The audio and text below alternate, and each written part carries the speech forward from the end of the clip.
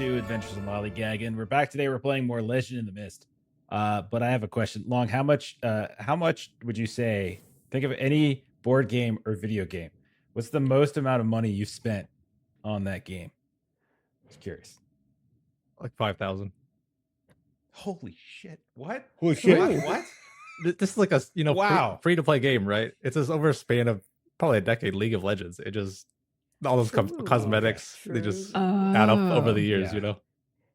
Yeah, I'm definitely glad I quit that game because I had way too many skins for that game. Okay, so 5. Holy crap! Yeah, when you think about it that way, that definitely. We were talking about Kingdom Death Monster before we got on, and various other games that cost a lot of money. But $5,000 is more than that. So okay, all right. What was that one game that Keith wasted all that money on? What was it called? I think it was Knights Online, something along that line. It's Knights Online. Okay, okay, yeah, fair enough. All right. Did you ever get in the World of Warcraft? You ever play any World of Warcraft? I tried it once. I think I made a priest and like jumped around for a bit. That was about it. Okay. All right. Fair enough. And then Jeremy, you don't have to put a number on it, but Shadows of Brimstone, right? That's like the one you spent the most amount of money on. Okay. I've spent too much on it, but I'm so glad that Long went first because now I feel like I'm very reasonable. It's totally. It wasn't 5,000. Come on, so I'm fine. That's an outlier more than the scale of normal. And you have a physical product. Yeah. I want to say he's the norm, so I can just say that I'm great. See, I mean, it's all about that anchor. Like 5,000 was the anchor, so that's what everything else is gonna like go around. Melissa, while you're talking, what's the most amount of money you spent on the game? Oh goodness, I don't even know because like Jeff knows asking me this question that like most like video games and things that I play are ones that like he gifts me or like you know we kind of like share in like a Steam account kind of a thing. So like most things that I like games or whatever. I never get you a $60 game. No. You get it's only like indie games. They're like $10, $20 games. Yeah. Because you'll play like 4 of them in a year. So no AAA just recently released games for Melissa. No, definitely not my style either. I definitely like the kind of, like novel, in a video game style of things for sure. Yeah. Kipser, what about you? You don't have to put a number on it if you don't want to. But just like what's the game that you've spent the most on, you think?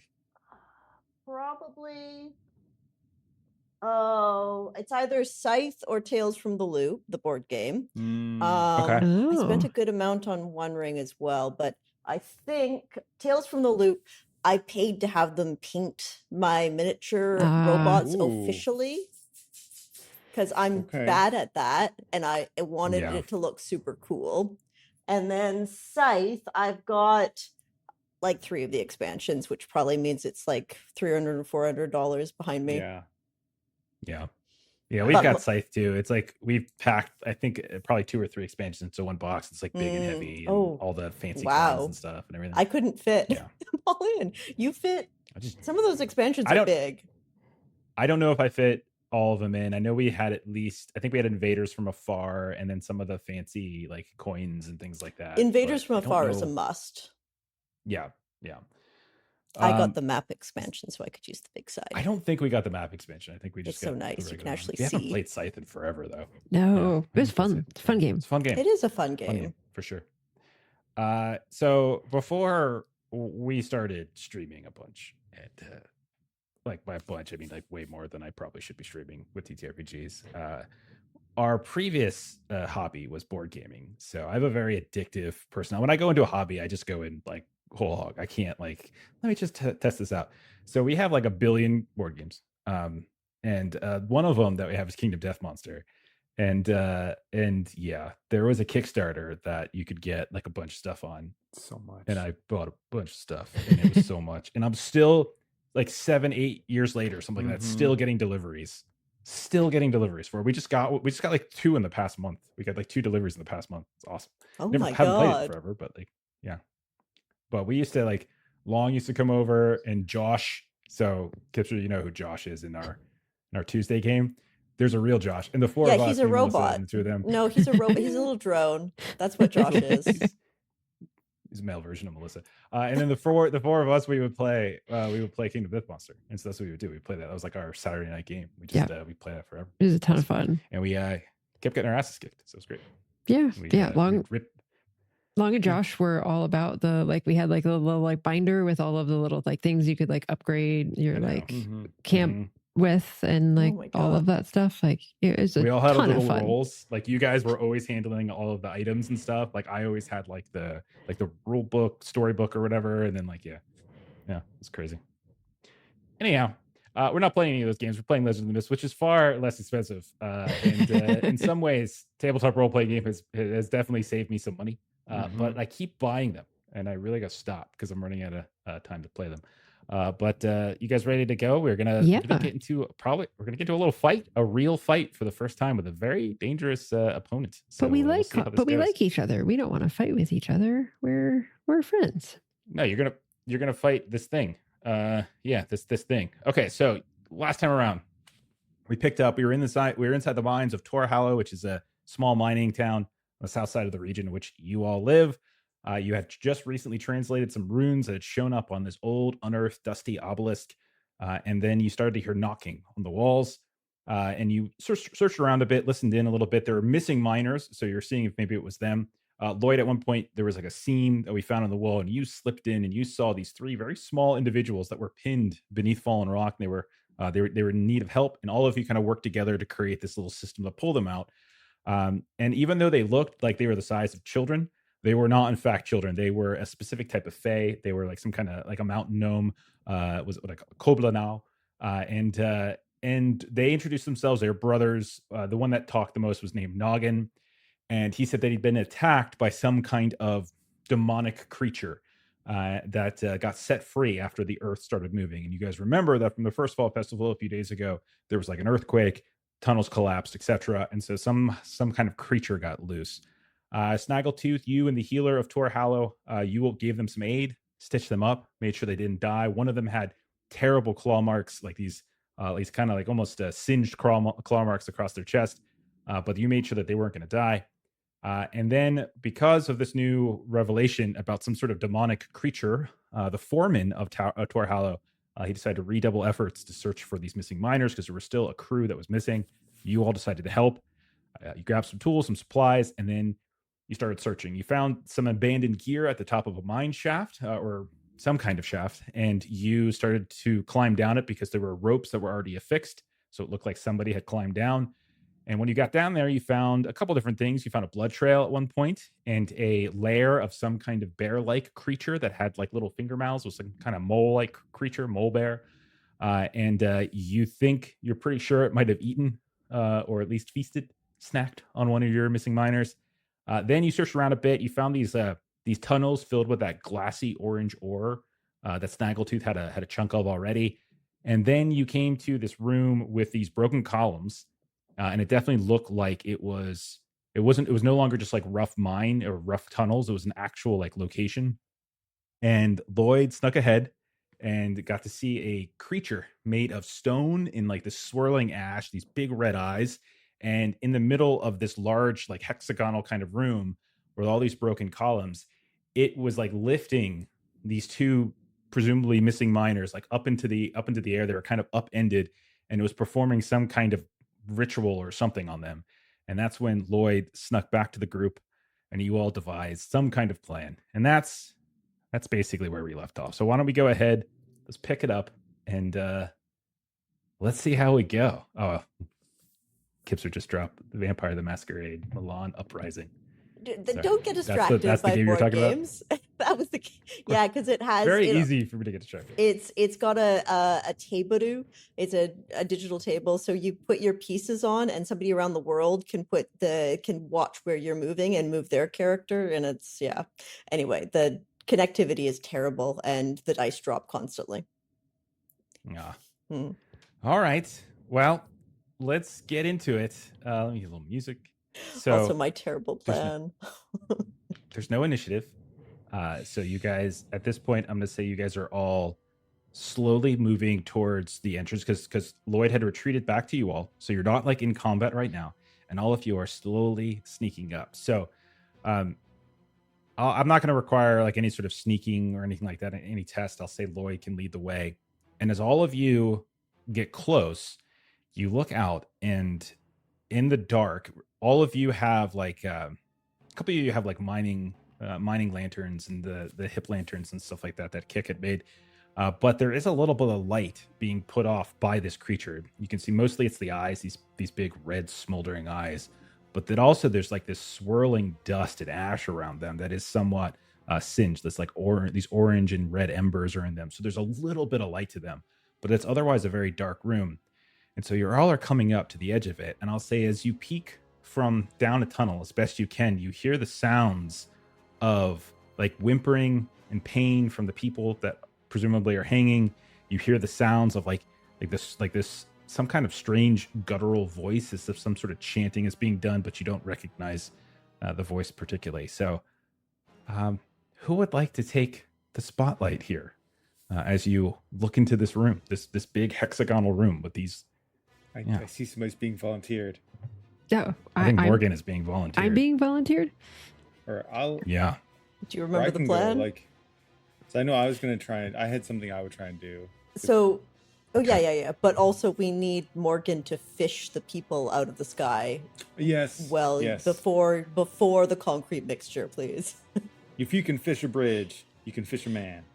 Yes, which means Morgan needs to go first, and then we can throw the concrete, and then the water. Yeah. Because that is our plan. Okay. So Morgan... I will say that this thing is hovering between them. They're like, so the two bodies are like floating in the air. They're upside down. You can see their hair. One of them is like this long hair. The other one's sort of medium hair. They're hanging upside down. And you just hear them. And then this big swirling monstrosity of a thing is right between them. And that, you think, is where some kind of voice is coming from.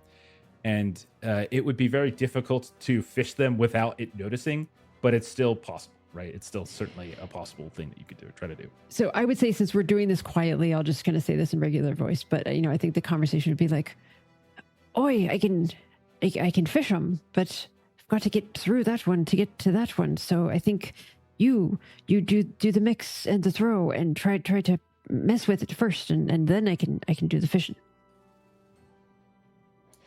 All right. Well, Snaggletooth, if you got the dust, I'll pull out the water. All right. Wonder Twins activate. We are not twins. We could not be more different. Yeah. In this matter, I'll be your twin for it, though. Oh boy, I feel bigger already. Okay. So you guys are mixing what you're doing the mix. You're creating a mix right now. Well, yeah. The hope is to like toss because if dust. It looks like it's swirling around, the hope is to get the dust in there first, so it kind of swirls inwards, and then after that get the water in, because it seems to be emanating its own heat. So the hope is you get the dust in first, get it in like mixed in, and then toss in the water. Because if you maybe do the water too early, it's only going to like get the outer area. Okay. That does mean, Snaggletooth, you're going to have to go into the room. You're going to have to close in on the central. Okay. Great. All right. So you start moving up. You've got this bag. You're ready to throw it. And you get, the closer and closer you get to this thing, the warmer and the warmer things get, the hotter things get. And you realize at a certain point that your fur, your beaverkin fur is starting to feel quite like singed at times. And you can see that it's not just like this swirling around the creature, but the whole room as you get closer has this sort of swirling dust and such. It's almost impossible to see like within the darkness, but it's kind of starting to sit on your skin and on your fur, and it's like it's burning you each way. So the closer you get, it seems there's some kind of fire aura that is being emitted by this creature. Boy. So you're gonna try to get up there, and you're gonna try to, without it noticing, right off the bat, you're gonna try to throw this thing, this chunk of dust, or you could just rush in and do it. Like either way, like it's up to you how you want to do it. So what do you think? So something that could help me do it with like a little bit of distance and not have to be right up on them. One of my backpack item from the start was a shovel, so I could potentially be shoveling it and flinging it from a distance, maybe. What a good use of that item. Yeah. Okay. I'm country strong, and so I'm used to shoveling stuff and tossing it. You know, I dig my own ditches and whatever nonsense. Okay. I don't know if I can pull my resourceful into play from like the initial idea, but I think you've already gotten the benefits of it by doing the the previous thing. Yeah. I don't know if the bag itself counts as an item for this. So it does. It is a backpack item. So what you can effectively do is, I would say, burn it. Yeah, like, burn get rid it. of it, and you're done with it. Yep. Yeah. So basically, then at that point, I've got shovel, burn that for another 3, and then maybe country strong gets me to 4. You can only burn one item. Not burn. Either... But that only one item being burned, so to speak. Mm-hmm. So yeah, shovel is burned plus country strong gets you to 4. Oh no, the burn would get me to 5. Or if I do that, it gets me to 5 because it's 2 regular and a burn for 3. Right? 2 regular and a burn for 3, so that puts you at 5. Okay. There is 1 tag working against you that you don't necessarily know about yet, so that's going to be -1. Okay. And then, okay, that's it for now. Okay. Okay. So give it a go. All right. You got this. this. Will be tracked. We'll detail this and see how you do. Well, I rolled a 6, which is not great, but still, even with the -1, that's still a 4, right? Okay, so yeah, so it'll put you at a 10 exactly. Okay. Right? Nice. Okay. I'm glad I burned the item. Okay. So as you come rushing in and you fling this like with the shovel, this whole chunk, this huge chunk of this mixture, this concrete mixture effectively up and into the center, you can see it immediately gets caught up in the swirl, almost like it's a vortex itself. And all of that begins to swirl around and swirl around. So you've got 4 power that you can spend. This is sort of like you're kind of setting up the whole idea of kicks. Yeah. So what we could say is you could give it like you do a couple things. I mean, you could spend your power however you want. Remember that you can say that 1 power per status, 2 power for a tag, 1 power for tier. So it's kind of up to you what you want to do. I would tell you that you can't kill this thing with just throwing it. So like you're not gonna be able to harm it necessarily, but you could distract it. You could like blind it. You know, you can throw those types of tags that would help her get in and throw the water at it. Yeah, I would love if 2 of it could go towards like just this being so entangled in its own essence, it is distracting. Like a tag of distracted or something like that. It's hard for it to focus when it essentially has like something that has intruded its being. I think a status would probably be better than a tag. How much of the power do you want to put into it? Maybe 2. Okay, so it's gonna have distracted 2. Okay. All right, so it's got distracted 2, and then you have 2 more power that you could do something with. Yeah, I would want to use those as a setup for keep tossing something in, like permeated, or because the whole idea is like the reason we did it first is we wanted to be. Yep. Yeah. Okay. So we'll just say, I'll just use permeated. That's fine. So it's a tag. It's concrete permeated or whatever. We don't be precious, and that's the tag. And so then that's what you can basically play off of. Okay. Nice. So you rush in. You throw this dust onto it, and as it's been like it's like been doing this weird chant, this guttural chant, that suddenly stops, and it whips around, and you see these burning coals of eyes looks directly at you. This isn't a delivery of consequence because you failed. This is just because of your proximity to it. You're going to take terrified 1. Okay. As this thing there's this hulking floating mass in front of you that's semi-corporeal effectively. So you can see there's big chunks of stone and swirling dust around it. And then these giant eyes are looking down at you. And so I'll say terrified 1. But the fire aura will say because you did so well on your roll isn't going to affect you just yet. Kick, you're gonna follow up? Yeah, so Kick runs in pretty much right after Snaggletooth. She's not trying to be quiet or sneaky. She's going to run in front of Snaggletooth, and just these barrels of water that he had been bringing around for this project, she has them and kind of breaks them apart and kind of sprays the water directly into this terrible tornado.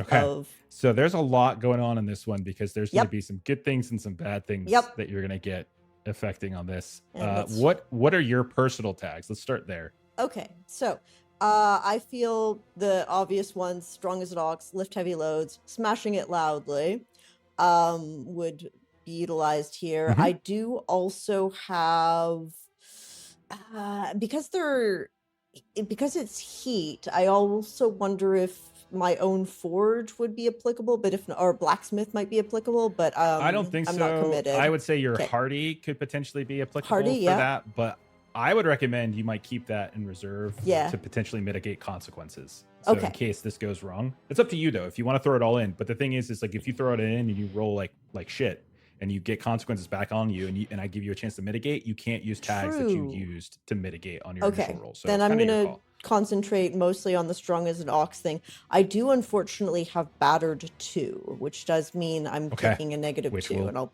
give you that one. Will apply. Yeah. Okay, so you're down to, so currently you're at 1, plus 1. However, it is distracted 2. Its eyes are, despite the fact that you're lumbering in, clunking in, kind of limping in, its eyes are fixated on Snaggletooth, almost as if Snaggletooth, like you're not entranced or anything, but it's definitely got that moment of terror. And so that's going to be 2. You're going to be able to take advantage of that status. So you're back up to 3. Okay. The concrete has been permeated. Okay, so that's we're up to 4. However, there is a couple problems. One, this thing is huge. Yep. So you're, because of the size of it, the sheer size of it and the strength of it, you're going to, because of the tier between the two of you, the adventure to origin tier, this is going to put a -3 on you. Ouch. Which means you're back down to 1 again. Yes. As you guys are attacking a literally ancient demon right here. But this thing suddenly starts swirling around, but you're still at +1. So you still have a good chance of this potentially working. All right. I've just played with my tags, so I only have 1 currently enabled. Yeah, that's fine. Skip GM moderation. I have that set to skipping, so I think it's something in your settings. You got to check your own settings. My settings are set. I changed mine a while back to ignore. You're the only one that comes up for it. Would you roll? Well, because I don't trust you. Okay, how'd you do? Okay, so I got an 8. I got a mixed success. Okay. That's a success. So you're gonna have 1 power to spend, and as you come in here, and what I would say is like, you're coming in, you're throwing the water. We know what your effect is. Yes. And you're trying to kind of swirl it up. Now, normally this would have like a discovery effect, but this thing is semi-corporeal. So what I'll say is, even though it would normally cost like 2 power to remove a tag, specifically since the 2 of you tag team this idea of like doing this, if you want your effect to be, you remove that tag and that concrete swirl, it's no longer like this semi-corporeal creature, which means you can affect it in other ways now. Whereas had you guys just gone in and tried to swing at it, it would have been much harder. You can just remove that tag entirely if you wanted. Would like to remove that tag for sure. Yes. If I had more power, I was planning on adding Doused to it, but I will take Immobile. Yeah, I know it's not a good one. Anyway, I'm putting it out in the world. That.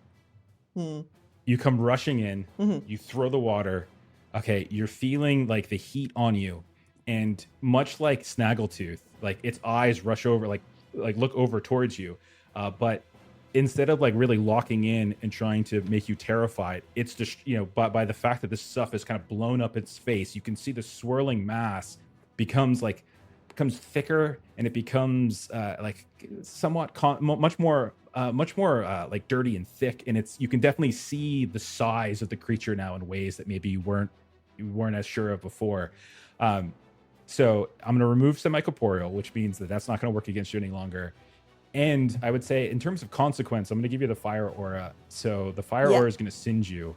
You got an 8, right? Okay. I did, yes.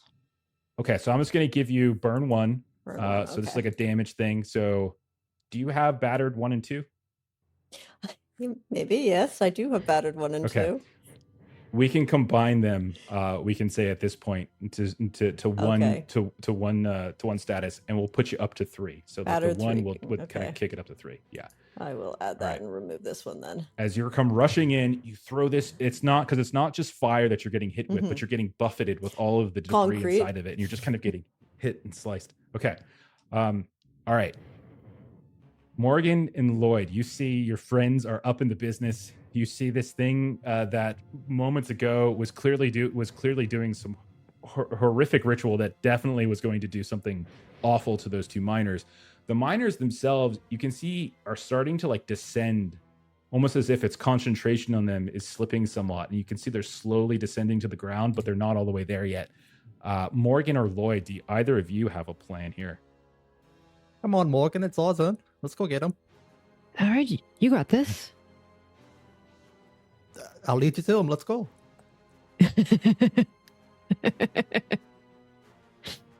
All right. Lloyd, you said lead, so you're going next. Lloyd, what are you doing? Yeah, I'll lead the way to where those miners are descending from. Make my way so towards you're going to use like your acrobatic ability to like get us safely through this area, maybe? Like that we have kind of like a path, maybe? Give us a status? Why don't you just describe what you want to do? Don't worry about like statuses and tags. What is it you're wanting to do, Lloyd? Yeah, we're enter the room, avoid this giant demon that's flying around whilst distracted. Okay. And what are you trying to accomplish with it? Like, are you trying to go like pull a miner down? Like, what is it you're trying to accomplish? Yeah, if they're flying down or if they're still stuck in midair, try and get them down, either by climbing some broken columns on the way, jumping towards them, knocking them out. That sounds cool. Okay, so we see you start running in, getting buffeted by like all of the ash, debris, and now chunks of concrete that have started to amass, like these matted wet concrete starting to hit you, but they're burning your skin. And you come rushing up. We see you parkour along some of the broken columns and try to pull one of these people down. Give me put a pool together of what you have. There's I'll say the distracted 2 is probably still in place, so I'll say that'll probably still be in place for you. Okay, so I've got +2 from that. Acrobatic ability and dodge harm. For my 2. Perfect. Okay, so you're dodging out of the way of all of the debris that's flying at you. Okay. That puts you at 4? Yeah. +4, I think. And do you have any negative tags working against you right now? Nothing damaging wise. Yeah, I don't see anything. Yeah, damaged lantern, trophy, resource. Yeah, I think all of that's fine. Let me double check once more, make sure there's nothing working against you. He's no longer semi-corporeal, so yeah, you're fine there. Okay. Since you're 11. not specifically attacking him, I'm not going to say his like a adventure tier on one thing is going to affect you, like it did with Kick. So yeah, just roll it. What do you got? Got 11 strong hit, 4 power. Awesome. Okay. All right. So 4 power. You can spend all 4 of that power however you like. Remember, once that you can create a status. And for each power you pump into that status is the tier of that status, or you can spend 2 power to create a tag. So you could essentially create a tag that says like you've pulled one of the people down, like you've rescued miner A, one miner or something like that. Yeah, that sounds pretty good. I'll say free to miner for the power or tag. So we say so you race in, you leap up, you grab, and you pull one of the miners down. And so you have them they're no longer hovering in the air. You still have 2 power to spend. What would you like to do with that? 2 power. Can I give myself? You want me to go over the effects? Want me to go over the effects again? Okay, yeah. Okay, so if you look at our little cheat sheet, so basically with power, you can add, give, or recover a tag that costs 2. You can scratch a tag that costs 2. That means like potentially deactivating a tag. But it has to like be in line with whatever it is that you're doing. So in this case, like you're removing with the 2 power, you're effectively like you're saving one. You're creating a tag of like rescue miner. Gotcha. As one. You can give a status. You can reduce a status. You can discover a detail, or you can sometimes perform an extra feat, which is kind of like keeping the spotlight for a follow-up action, or prevent or counter an incoming threat, or reach a better position. These are other things you can do. It's like taking like a little bonus rider action on top of what you've already done. Okay, that sounds a bit interesting. I'll do an extra feat. Maybe while I was up here, I had Morgan's rope attached to the next one, so it's like a follow-up for her. Ooh, I think that's fantastic. Nice. Yeah, nice. We see you leaping around, and you just like kind of throw and lasso one, and so the other one will say, we'll say you have you pull the woman down. You can kind of grab her a little bit more easily. Maybe her hair was like easier to grab, and then the other one you throw your rope around. And so we'll leave that for Kick or for Morgan to potentially follow up on, and you still got 1 more power to spend. So, I'll say if you wanted to like just put both of those into that like kind of setup action for Morgan, that'll give her like kind of a +2 on her roll to try to rescue the other one. Okay, yeah, I'll just do it for now. Keep it simple. Okay, so keep it simple. You've got the other one. You've dropped down, like you're just outside of the aura. So the aura is like you're dodging harm, so you're not necessarily hitting you. This second rope, the second rope is wrapped around the other miner. And Morgan, it comes to you. You can see Kick and Snaggletooth are facing off against this thing. What do you do? Oi, Redcap, you sure you ain't been practicing your nut making there? This was a good one. Why I'm working with time every now and then? I can see it. So Morgan will use her fisherwoman and stores of rope, I would say, that she's going to use for this. So, and then she's got the extra, I think, +2 from what Lloyd was working on. So I'm looking at a +4. So what do I've got? Actually, I do have. I've got scraped 1. So that'll put me at a +3. Okay, so it'll work against you. And don't forget, by the way, what's tapping the weaknesses? I could. Okay, so... You don't have to, when you can. I've got one that is... Like, there's... always a bigger fish. So I think Lloyd just did, like, a really good job with this. And so, like, Morgan always has to be, like, a topper. So that's kind of the, like, always a bigger fish in my mind was kind of that, like, always kind of like, can't just leave it be, is always got to, try to do something kind of a little bit harder. Never satisfied or something? Yeah. Okay. So that'll put me at a +2. Right. Okay. Go ahead. Give it a roll. Is there anything else working against me? Since you're not directly trying to affect the creature, I'm not going to have some of the stuff that it has affect you in this case. So you're good. I'm going to say the distracted there is less of an issue anymore. You got the lasso though, so you're good. Okay. Oh, phooey. I rolled a 1 and a 2. So that'll put me at a 5. Okay. So that's a fail. That is a fail. Okay. So as you come racing in and grabbing hold of the rope, I'm going to say what happens is as you go to tug on the rope, the fire ore suddenly and goes in flames. And so you can go ahead and take a kind of a burn 1. Okay. And I'm going to say that the rope that was affixed to this thing is also kind of caught up in that. So you see the rope just catch on fire and just begin to quickly, like the flames just rush down it onto your hands, and your hands just kind of get caught up in the fire. Okay. And so you've got the one, but the second one is not, is still kind of floating up in the sky. It's slowly descending as it looks like the concentration of whatever this creature was doing is still somewhat causing it to lower, but it's not going down with any quickness. Okay, I'm gonna come back to Snaggletooth. Snaggletooth, you've been looking at this thing. You see Lloyd at the corner of your eye, grab one, but you hear the sounds of like Morgan yelping from the fire. You're like, this thing has been staring at you with these smoldering coals. You occasionally are getting hit in the head by like random debris. What do you do, Snaggletooth? So the last miner's not yet free, or he is free? It is not free, unfortunately. With Morgan failing, it's still hovering up there. Yeah. Okay. Well, that's got to be the first thing to do.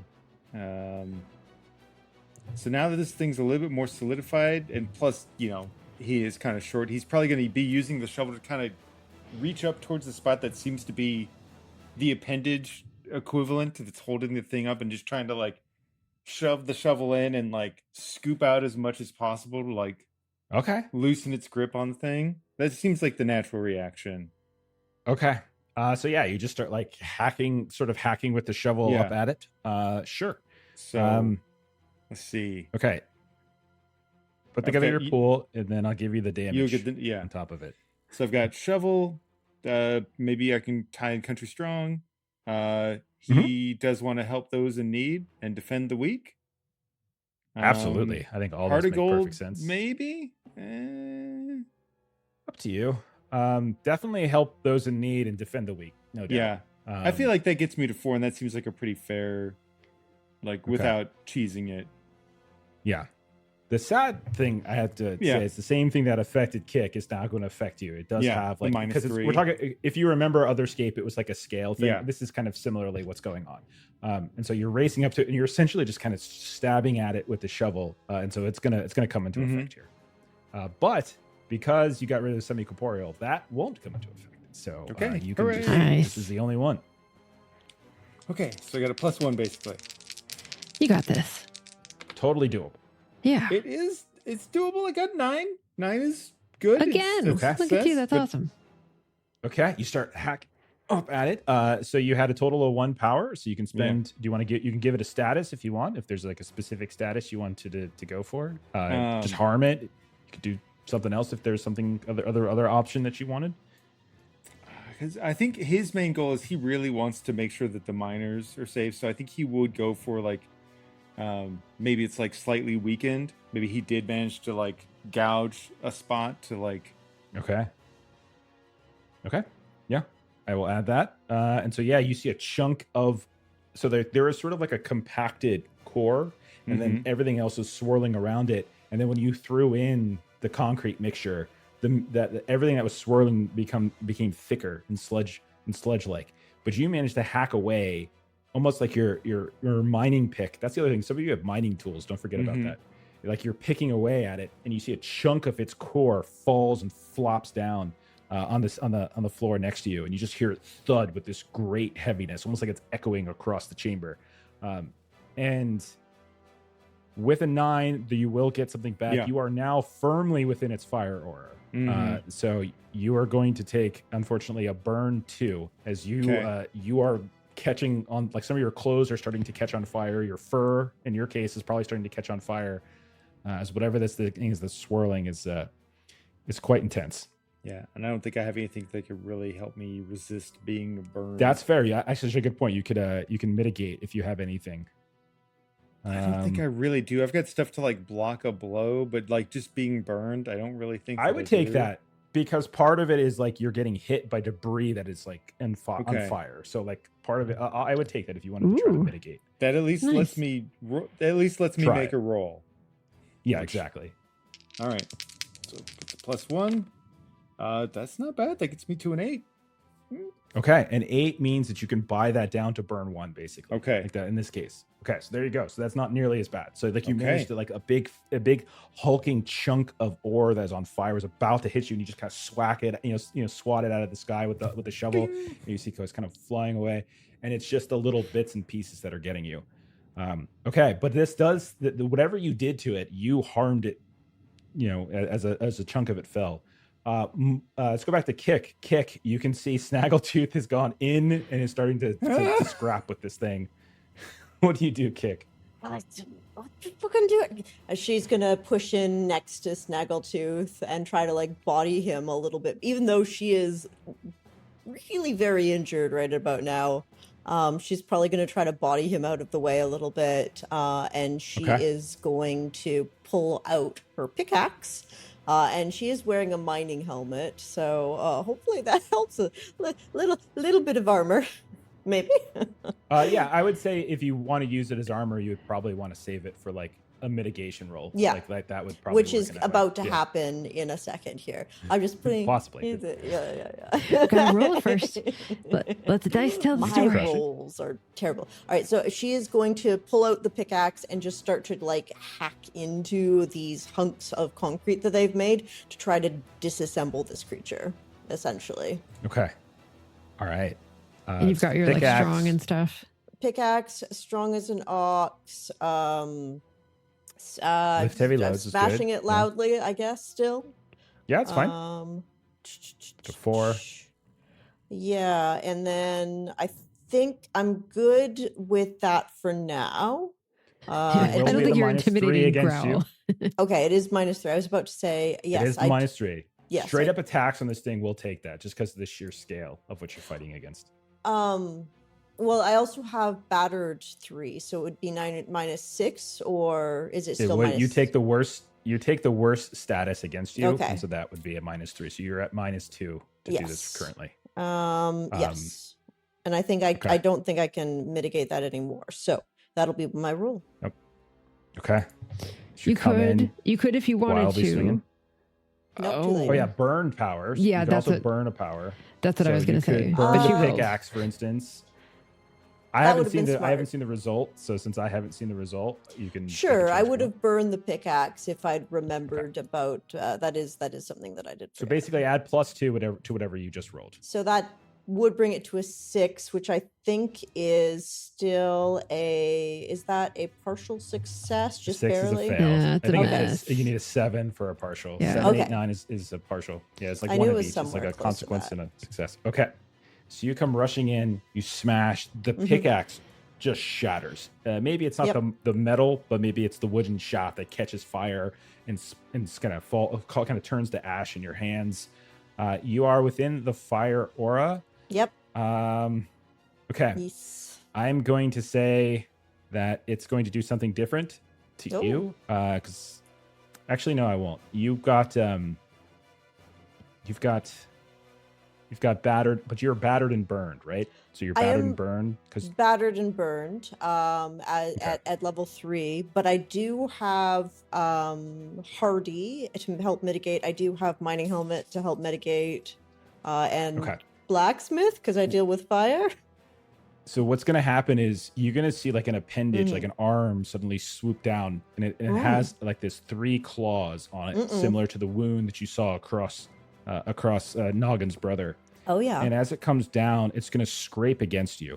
Okay. You can roll for mitigation, so like you can try to roll, and this is where your mining helmet could come into play, like you Yes. said, and anything that you didn't use that applies, like you can try to use it. Okay, so definitely hardy. Would Highlander fall under this as well, or maybe not? No, I All right, don't so- really know with Highlander. Yeah, I don't think that. I'm I don't not think really Highlander climbing a necessarily hurt. Yeah, I don't think it Yeah, helps like either. Hardy. It's all good. Hardy Yeah. is good. Hardy and mining helmet for I sure. will roll to mitigate, and I got a 9. Okay, So mixed hit, 2 Fantastic. power. Yeah. okay. So that means you can spend 2 power to bring this down. Mhm. So what he was going to do to you was gouge 3. So he's going Ooh. to gouge you 3, which means that you can bring that down to gouge 1. Yeah, um, that sounds great. Definitely better. Okay. Are you debating if it added to batter or not? I do think it's going to add to that though. That's I would that's the only agree. bad thing because it's happening Oh. to you. You know. Yeah, Yeah. no, I don't Yeah. I don't disagree with you. I think you are correct. All right, Okay. I'm at battered 4. So you So guys feel probably this hand. yeah. Yeah. You feel this claw come down and it like knocks the helmet askance, and then you feel it come across your neck, and you just feel this sudden horrific burn as these claws rake through the side of your neck, and that leaves behind a brand. So what you can do now, reduce your battered and burned by 2, Oh, okay. but give yourself the tag. This is a weakness tag, branded. Right. Okay. So you are And what so you're level battered. do- So you're basically the burn kind of heals itself as you are now branded, and that is going to be a weakness tag for you for a while. Okay. That's cool. Got a scar. Okay. And so how does Kick respond to this? Like, do you scream? Do you like, what is it you do?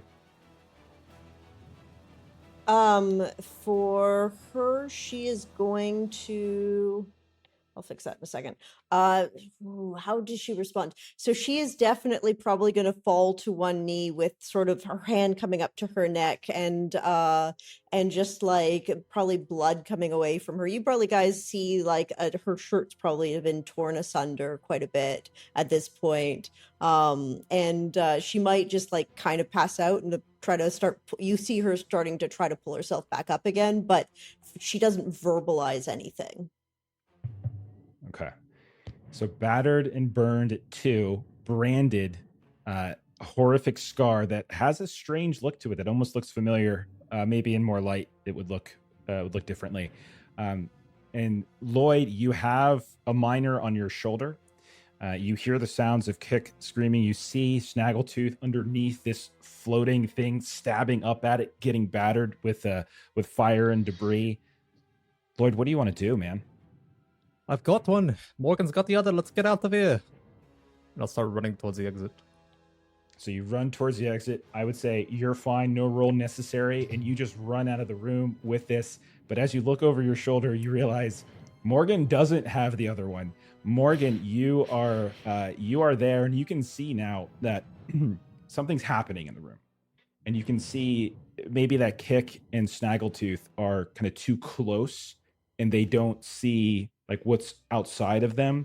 And Lloyd's running away, so he doesn't notice. But you are in like this perfect position to see it, as you were just trying to like bypass one of the columns. You can see all of the columns, these broken columns that are at the center of the room in this sort of hexagonal shape. And this creature is within it. And now Snaggletooth is within it. And now Kick is within it. And this big floating monstrosity of a creature. One of the miners is floating down, but you see all the columns are starting to glow like embers, like these coal, like almost like coal would glow. You know, like if you were like charcoal, like a charcoal grill, you see this orange light beginning to glow, as if something, whatever this creature is doing, something might, you don't know what, you have no idea what's going to happen, but that is a terrifying prospect of what might be happening here in a moment. Morgan, what do you want to do? Boy, they're glowing. They're glowing. We got to go. We got to get out. I'm gonna get him. I'm gonna get him. And so she's gonna like do what she does, and she's gonna like make another attempt this time. What I'm gonna say that she might do is also burn one of the mining tools. So basically, like she was just trying to kind of the rope, and she had thought that like Lloyd had like done a good knot in the rope, and that would kind of help her to grab this other one. But she basically wants to, kind of like we see in the movies where they kind of like throw a rope, but it's got something like pointy on the other end, so that like when it's thrown, it'll kind of knot around itself a bit. So she wants to like take one of the mining tools and kind of wrap it in the rope, so that as she like kind of throws it around, it'll kind of catch a little bit better. It's like a makeshift grappling hook, sort of. Yeah. Right? Yep. Yeah, I got you. So okay. Fisherwoman, exactly. Okay. Fisherwoman, stores of rope, and then 3 from the burned mining tools. Okay. All right. I like it. And again, you're not attacking this thing directly, so I don't think it's a adventure scale thing. I can't remember what it's called. There's a term for it. I forget the name of it now. Is going to apply here. I rolled a 13. Okay. All right. So do you want to, so with a 13, how much power did you have when you were rolling? I'm sorry. 5. Okay. You can, oh my goodness. What do we want to do with that? You can rescue the miner. So you can say you free two of them. It's the same thing that Lloyd does. Okay. And you just grab the miner down and you kind of pull the miner in. But you still have 3 power to play with. You've got 2 of your friends that are now in this kind of close combat situation with this massive demon. And then you've got these pillars that are all around them that are beginning to glow. Something bad is about to happen. You're not sure what, but you can't shake that feeling. You've got 3 power. You've got a grappling hook that you might be able to get one more use out of. What do you think you want to do here with that last 3 power? If I could use that last 3 power to do sort of like a secondary flip of this thing. So she like kind of did the initial one to kind of get this person down, and then like using the momentum of it to kind of do another kind of lasso around maybe one of these columns to see if one of those columns could be perhaps like broken or damaged, or something along those lines. So maybe spend all 3 towards something like that on the nearest column. Okay, so you're basically doing an extra feat. That's kind of what you're doing, because you're lassoing a second time. So we'll say that's 1 power to do the extra feat. And then you can only really potentially take care of one of these pillars. There's several, but I'll say that you can yank one down, which I will say it's not going to prevent the consequence from happening, but it will delay the consequence. So that might give Snaggletooth and Kick time to get out. But something. So if they don't get out quickly, like this might just kind of slow down whatever this sort of ritual thing that it was doing. Does that sound okay? Does that sound fair? Yeah. So Morgan kind of grabs this one person. Oh, I've got you. And then she can. And you've got this like young like maybe early 20s, like miner. You can feel like that, like he's a hefty boy as you throw him over your shoulder. He is not light. He's like, is my sister okay? And you can see there's Lloyd rushing down to the tunnel, presumably with his sister. Okay. She's ahead. She's ahead. We're going to catch up with her. Kick, Snaggle, come on. Hurry. All right. And I'm going to go back to Snaggle because there's not initiative in this game. It's all about like spotlight, but just to keep things fair and equitable, we'll go back to Snaggletooth. You're underneath this thing stabbing up. You can see Kick is like, you look over and you see this horrific brand begin to glow and start to singe on her neck. You hear the sounds of Lloyd and Morgan saying that they have the miners. You look up for a second, you can't see them anymore, but then you notice all of these columns are glowing. One of them gets tumbled down, and you hear Morgan behind you saying, like, run, we got him, run, we got him. What do you do, Snaggle? Can't hear you. The wind from this creature is just too heavy. It's deafening. Curses. Running okay, I would did be that the a smart bunch on thing Tuesday. to do. But you can't let the smart thing get in the way of the right thing. And he sees the glowing on Keek, and he sees the glowing on the columns, and it just can't risk it to run and let something happen to her. So clearly the thing to do is go in there and just lay into another one of the columns. Okay. Which, if nothing else, might buy her time. Because he doesn't understand magic, but he makes the association between her glowing brand and these things glowing. And who knows, even if we run out of here, it might still do something terrible to her. You never know. Yeah. Okay. So you're gonna try to just rush up and bash it or something, or they're broken. They're old. They're definitely not the most intact things in the world. They're not load bearing. That's for sure. Because he's kind of freaking out. We've got our pickaxes, or I'll just use shovel because I already have the shovel there. I like to hack out with the shovel. I'm country strong. Because he's freaking out, he might actually use his fearsome bite for chains. Just hacking at it and just in a frenzy, even biting at a chunk if he can. Okay, yeah, and I think so. Yeah, maybe I'm helping somebody in need in his mind, at least. I think so.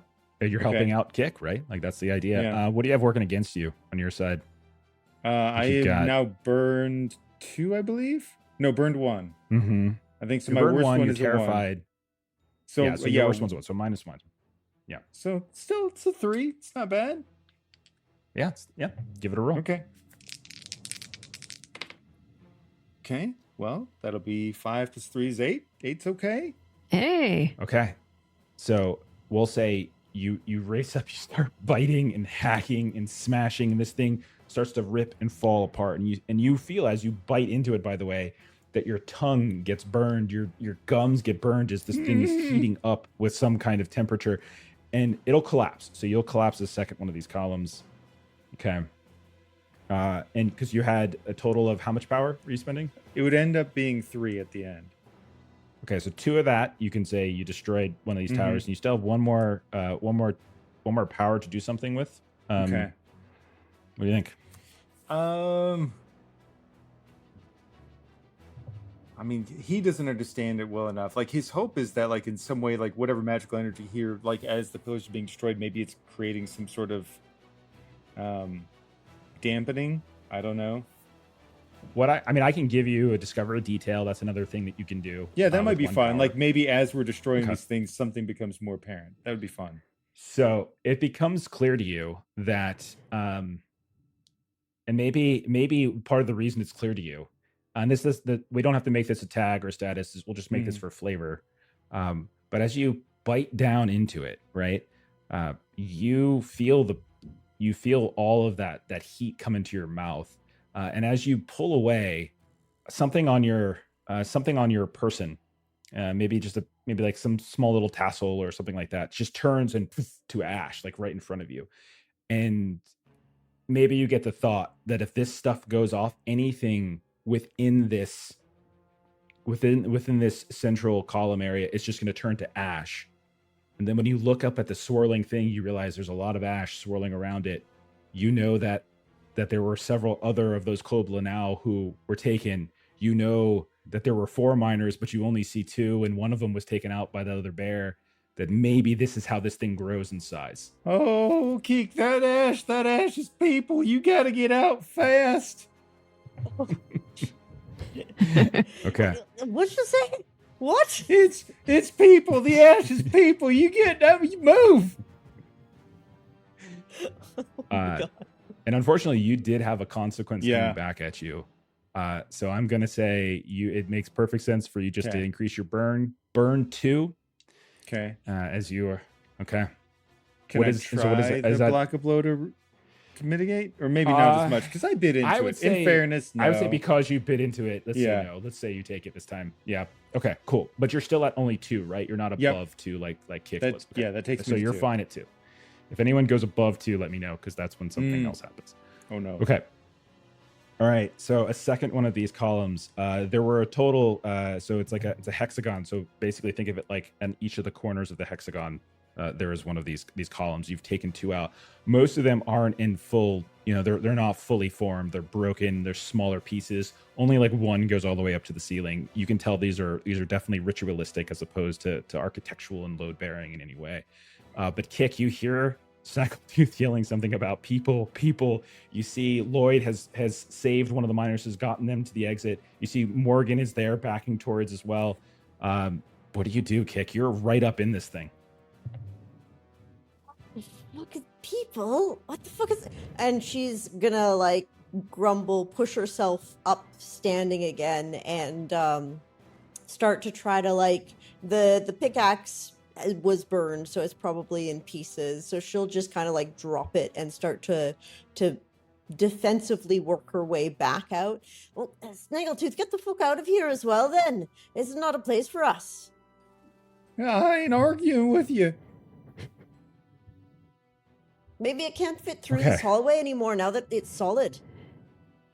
So you start running. Is that the idea? Yeah. All right, give me a roll to do this now because you are rushing out of this orbit of its debris. It's minus the -3 isn't going to affect you in this case because it's not like you're not actively trying to hit it, but still put together a pool to try to race out of this debris field in a way that is going to keep you safe.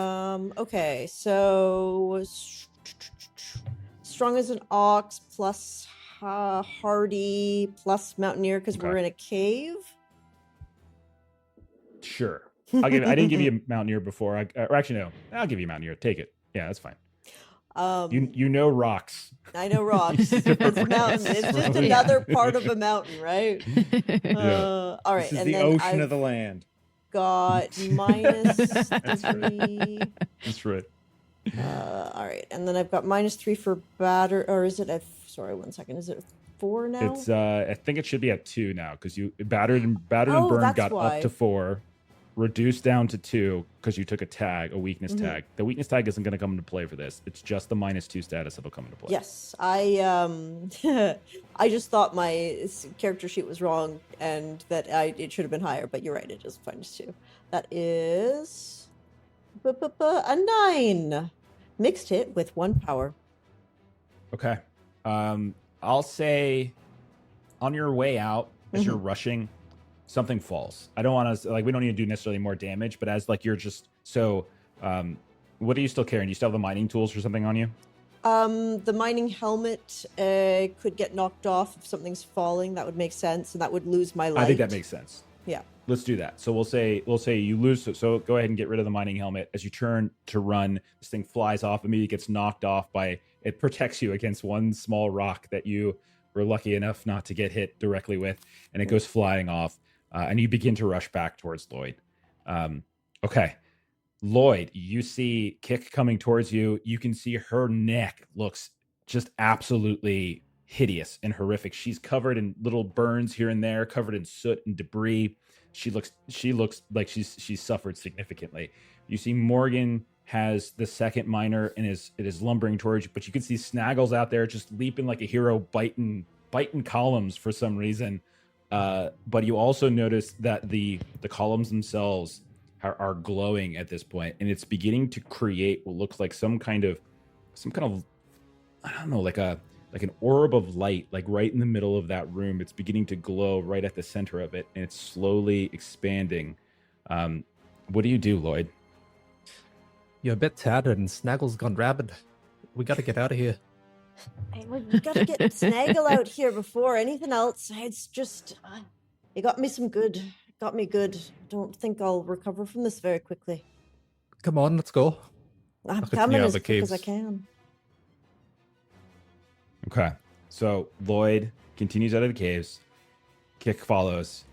But I'm going to say that the threat of the orb and helping Snaggle or anything like that was not addressed. And so in this case, we see this eruption of fire inside that hexagonal room. Kick and Lloyd, I know you are out. Snaggletooth is not. Morgan, what do we think? Are you inside the room still, or do you think you made it to the tunnel? What do you think? I would say we kind of described the miner that she's got as kind of a burly one. So I'm going to say for flavor, that would probably have slowed her down a little bit in her kind of running out. Okay. So if that's the case, then you're going to get hit by this as well. Both of you go ahead and take burn 3 as an eruption of fire comes, and it comes in it just completely and utterly consumes the room. And all of your clothes becomes, singed and tattered. And this isn't about like hitting a rock or something out of the air. So unless you have like something that specifically would truly prevent a flame, that's the only thing that I would say would work to mitigate this. Unless Morgan, you wanted to say that you duck, you take cover behind this miner, and you want to use the miner as a. No, I think Snaggle's taught me enough over the years that when you try to do a good thing, you truly do the good thing. So I think if anything, she would move this poor miner to the farthest away side of her. So the other side of her is taking the full brunt of this. Okay. So you take the full brunt of it, burn 3. Snaggletooth, you take burn 3. You feel, by the way, as it starts to envelop you. Snaggle, was there anything that you wanted to make a case for as mitigation? Nothing I can think of offhand, because again, it's not like something that can be blocked or anything. This time, it's just an eruption. Yeah. It's a huge explosion of fire. Yeah. Is all He's it really there. is this It's time. a big old fireball. Okay. It's gonna happen. Okay. Yeah. And so you see then as this flame dissipates, Kick, Lloyd, they've made it and they're gone. You no longer see them anymore. Morgan's right at the edge, right about to go into the tunnel. You're the last person in the room, Snaggletooth. This thing turns there's these big fiery eyes towards you, and you can see that it's struggling a bit. You can definitely tell it's like lumbering, but it's beginning to move in the direction of like it's coming at you now. And you can see like these big appendages with those big claws are coming out to rake at you. What do you do, Snaggletooth? Well, I think I would like to run. Okay. I don't think it would be wise to continue this course of action. Okay.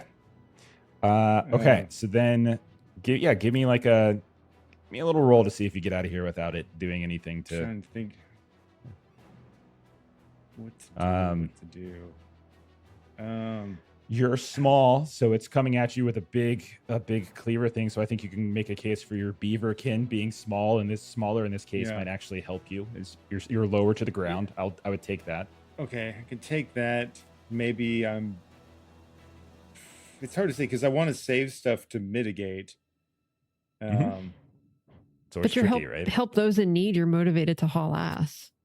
Well, but that's more like for others. I don't know. I can apply that for myself. I think that's fair. Oh, Yeah. I would feel guilty trying to. I think you can certainly make a case for Beaverkin and Country Strong. Okay, I'll give it a go with those two. And so basically, don't forget, you're allowed to burn those too. You're allowed to burn those. I know. It's not like you're suddenly not a Beaverkin anymore, but like mechanically, you can still burn the tag. Yeah, I think I'll go for burning. I am a burning Beaverkin, so I will burn Beaverkin. Yes. Okay. Okay. On brand. That'll go me from a 2 to a 4, but then -3 for burning. Or I'm not sure if I should take. You're burning.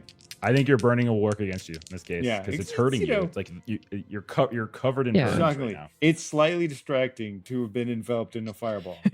just a bit. Okay. I mean, Liam Neeson would argue otherwise because Darkman just got strong. But that's true. We can go there. I'm sorry. Do you have a trench coat? if you have a trench coat. No, that will be my next tag I buy. Your next item, Trench you'll pick it coat. up. All right, I still got +1. You're doing your- Wow. Oh. I got it. It's a good wow. I got an 11, and then +1, so Right. it's 12. Oh. Okay, put you at 12. Your total power was 1. Just 1. Okay. All right. Do you want to spend it to maybe like give Morgan a boost, like to help her out as you run as well? Yes. Okay. All right. So I'll say because of that little extra feat, and Morgan, you were already close to the exit. I'm gonna say the two of you get out into the tunnel, but you definitely hear the sounds of this thing lumbering after you. But it's shouting after you and like you're not sure if it's like a voice, if it's just screaming in frustration, or if it's saying something. It's certainly not speaking your language, but you can feel it coming after you. You can feel like the heat continuing to follow you. When you look back down the tunnel, you can see like when that orb of fire like burst, it actually created even more light, and that light is now beginning to like fill up the tunnel as it's chasing after you. I will say though, because you guys have because through the concrete stuff in it, I'm gonna say you can outpace it, and so we don't have to necessarily do a chase, but you know it's still down here. So as you outpace it a bit, you catch your breath for a second. We'll say you catch your breath like not quite all the way back to like the mine shaft, maybe, and certainly not next to the mole bear, but you all kind of catch up with each other. Everyone's covered in burns. Everyone's covered in soot and debris. Both the miners are intact. You hear the sounds of this thing's coming. The fire is still getting closer, but you have a brief moment to say something or plan something. What do you all decide to say or do in this case? I don't even know what to do. Whenever I've ever had a flame, I just jump in the water and it takes care of it. This is quite painful. I mean, if this is a mine in town, they probably run the risk of flammable stuff. I bet they got a fire brigade. If we get a bunch of healthy hands carrying water and maybe some more of that mortar mix, get a lot of hands doing that. And plus, at least at this time, I won't be in the room with the whole Lordy, whatever that was. Do you think we could good. collapse something back here and prevent it from running after us? Well, I've got a bad idea. Love to hear it. Your first one worked out. Let's hear You it. think about old finger lips? The first one worked out for a certain number of people, and it didn't work out for a certain other number of people. There's a crazy little mole bear that direction instead, and some water in the middle here. Yep. Yeah. I was thinking. What's your idea? I'm not clear. I think Snaggletooth, who is now apparently my twin, has picked it up. Great minds. It's a bad idea, but we could run them together and see who comes out strongest, or at least weaken one of them. It's not great having two things that eat humans down here. Right. Let them fight. It'll buy us some time. Okay.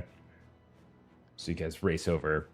You get near the entrance to that mole bear's lair. Okay. Mm-hmm. And you know that there was like the little kind of pond lake area near it.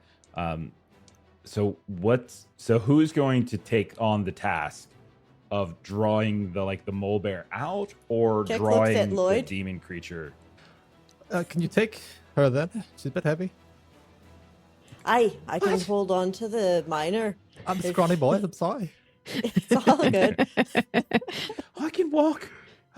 You can put me down now. All right then. The exit's that way. Follow them. So you can set both of them. And like at this point, now that they're outside of the effect, you can set them down now. Yeah. Do Morgan I is happy to do see that. brands like what I have on them? You do. Not only that, but you also see them on Snaggletooth and Morgan, except they're not necessarily on the scrape, like the way you were scraped. As both Snaggletooth and Morgan, since you took burn 3, reduce your burn by 2, but give yourself a tag, weakness tag of branded. Anytime you get over 2, this is what happens. Ooh. As you see, and you guys can decide where it happens, whether it's on your arm, your leg, your face, whatever it is. But you can see these marks begin to appear. You don't even remember getting hit there. You're not sure if it's just like the luck and the randomness of like debris hitting you, but you can see things start to lift off of your skin. Okay. So who wants to take on the task? Okay, so you're either you're either luring the mole bear out or you're luring the demon into the mole bear's lair. So who's taking on this task? Lloyd? Yeah, I'm gonna run into the cave, shout some profanities at the mole bear, and then throw some rocks at it too. Okay. I can't understand you. You didn't need to say that about its mother. I know, right? It's so unnecessary. Okay. I'll have to remember that next time someone makes me mad in the tavern. So I'm surprised Lloyd even knows that word, honestly. I think I've heard you say it. I think he learned it. He learned it from you, Keek. He learned it from you. I don't know what you're talking about. I never say it in air short of him. All right. You rush in, you throw some rocks at it, and you hurl some obscenities at it. I think no roll to get its attention and to get it charging after you. However, give me a roll to see if you can get out of here fast enough before it like just pounces on you as you came into its lair. And you're gonna have let's see, its tremor sense is probably gonna work against you because it's gonna know where you're at. And I'm gonna say it's territorial. You're inside of its lair, so you're gonna have -2 against you. Okay. To not kind of get clawed or finger licking something or other. What was it? Finger lips on the way out. I've got acrobatic agility, and I'll even throw in weakness. I'm stretching my luck here. Oh, you are. I think that's a great use of this for sure. Yeah. All right, Lloyd. How do you do? Okay, you said -2, so I'm just at a -2. This will be really hard. You can burn something. Don't forget, you can burn acrobatic let's see what I have. agility, and that gives you a +3 as opposed to a +1. It just means you can't use it for a while. That's true. I'll give that a burn. Might as well. Okay. Nice. So then it's going to make it a straight up roll then, because it's +3 and -3 because you're using your weakness. So it's just a straight up roll. Yep. 2d6. Oh, the roll's good. 9. Nice. Awesome roll. Okay, I'll say this. Maybe you like twist an ankle or something on the way out. But so you have like a kind of a slight, just give yourself like twisted ankle 1, something like that. As this thing wasn't in the position that you thought it was when you came in, because you saw it slumbering and you thought that might be where it's at, but in fact it was at a different section of its lair. And as you come in hurling insults and various rocks at it, it lunges out at you and you're able to dodge out of the way of it. But in doing so, you just slip a little bit, and then you start scrambling and racing out. And the rest of you hear the sounds of... And when you look over, you can see this blind bear, the thing the size of a bear, charging down at Lloyd running. And you hear the sounds of the demon coming at you as well. And they're slowly beginning to converge as all of you are racing towards this vertical mine shaft. Is anyone else doing anything before we get to the mine shaft? I would say that maybe once Lloyd has gotten this thing out of the cave, maybe Morgan might use some of her like coins for drink that she has, so that like as we're running away, she's just kind of like throwing the coins to make sure that it kind of goes around where it needs to go to where like the other monster's coming out. So just to kind of keep this ruse going. Well, the good thing is that they're both chasing you. So at some point they are going to automatically converge. I don't think that's necessarily something you have to worry about. Yeah. Because they're chasing after Lloyd. And the demon knows where you're going to, so it's chasing after you. So both of these things are slowly starting to converge. And I'm assuming you guys are racing for the vertical shaft, right? Like Yeah. Can I try to set up something that they could like trip on or something? Like absolutely, yeah. That's what I was throwing that out there. Yeah, so run some of my like stores of rope and maybe like my coastal dweller a little bit. Like I sort of know how to set up like a quick like net kind of a thing to where like they're gonna like kind of get into that. So I'm kind of looking for rocks that are a little bit closer, kind of using my rope and making a real quick kind of makeshift thingamabob. So maybe you're like quickly like you're doing this while like Lloyd goes in. You're getting this ready as Lloyd goes in. That's fine to say. Okay. All right. Put together your pool. So I have burned 2, scraped 1, and branded. So 2 is the worst that I've got with that. So I've got a +2 from the tags that I'm using, and then a -2. So I'm gonna say, and this feels fair. I'm gonna say that by the way, I'm fine to say you're scraped and you're burned are on the same thing too, by the way, like we did with Kick. Like there's no reason we could just combine that into one. Okay, then I'll be up to a 3. No, you wouldn't. You'd still be at 2 because like after the reduction of the burn thing, you would still been at 2. So you're still at 2. I'm just saying, like, just for bookkeeping purposes, just give yourself like the 1 slot and the 2 slot on the same status. Okay. I'm gonna say that I'm burning the stores of rope because it makes sense. Like I've used so much rope, like it makes sense that it's burned at this point. Sense. Yeah. So that's gonna be a +4 and a -2. So it'll be a +2. So it's a +2 this. And All I'm right. just going to make this a quick outcome as opposed to like a detailed outcome. It's going to be success or fail. It's going to create essentially a delay. Like it's going to stall them from getting to where you guys are by trying to climb. How'd you do? Good. I got a 10. Okay, perfect. So you set up like maybe on the last turn that's closing in on where the mining shaft is, this little contraption with like the whatever you have left of rope, you get some rocks and stuff. So whichever one of these creatures gets here first is going to get kind of tangled up in it. Yeah. They're both large enough and strong enough that they're going to eventually push through it, but it's enough to just slow it down, and that's all you really need. Okay. So if that's enough of the of like the stall tactics, you make it to this mine shaft. Lloyd, you have outpaced this creature, but you can hear it stumbling after you. The demon's coming as well.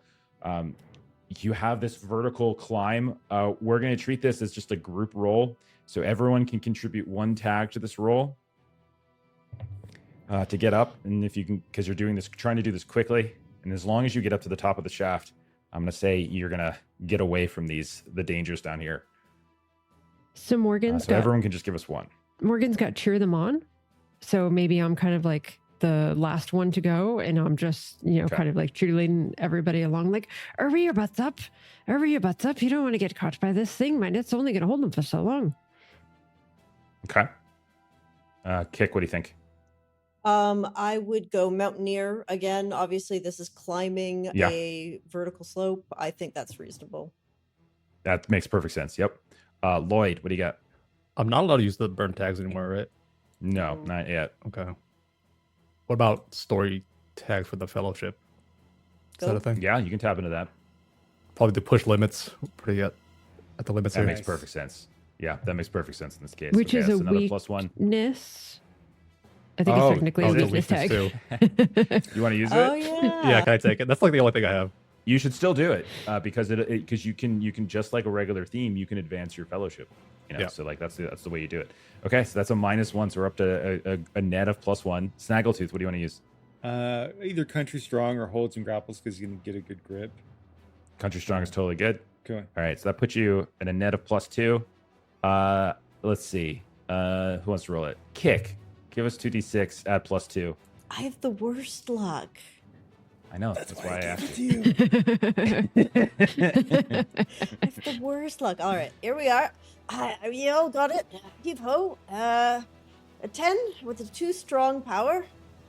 Okay, Oh, that means you get up okay. without any issues. Perfect. You climb up, and you hear from below the sounds of that bear roaring, and like you hear it almost like scraping against the wall as if it's trying to climb. Whoever's the last, maybe Morgan, we said it was you. Mhm. You look down and you see this blind bear beginning to climb up the side of the wall as if it has no issues. These huge claws just stabbing into the rock. But then you see the bright orange glow of the demon coming into the bottom of the mine of this vertical mine shaft. And suddenly the bear gets a little nervous as the tremor sense kicks off because you can see that its eyes doesn't work, and it slowly starts to climb back down and turns, and you see it pits itself. And now you have these two creatures. The demon vastly is much bigger than this thing. It's the two of them pit against each other, but you make it up to the very top of the shaft. Okay. Morgan is super interested in that because she's like been on the boat and watched like big fish like battle it out, and so she's like almost like waits a little too long, and she's like, Okay. I think it's got him. I think it. Get away from the edge. We gotta go now. No, you're You right. just hear screams and growls and shouts, and like it just, you can't quite make out exactly what's happening. It's too far below, but you just hear horrific sounds of pain. You're not sure which one is winning, but more than likely the demon will probably win out in the long run. What do you guys do? Oh, Just race out of here? I've lost my light. Someone else needs to lead the way. quick as we can. It's bright outside. Yeah. Aye, but it is a trip. Okay. So we'll say you guys are able to race your way back out, and with the miners in tow, they're it's much easier for them to navigate their way back out.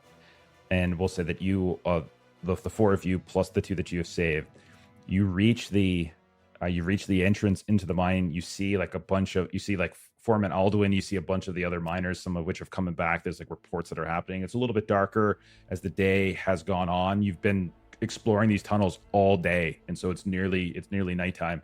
But you come out, and everyone kind of shouts as they see these two miners. And people kind of rush over, and people rush over, and they're looking at you here and there, and like you can see the healer comes up and starts checking in on people.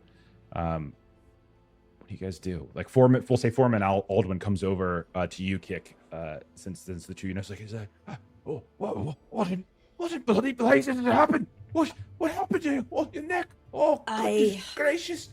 Oh. Yes, you got a bit of a demon problem down there now, I'm afraid, my friend. What? And she'll like very obviously show off the scrapes that show the claw marks that's been cauterized with the brand. I ain't no normal, and we set it to concrete, but I'm not sure how long it'll last. It burns anyone close to it, and it was doing some weird magic bullshit from in front of the. This is gonna sound crazy. If you got a fire brigade and some strongbacks that can haul some water, maybe some more of that mortar type mix, that'd be great.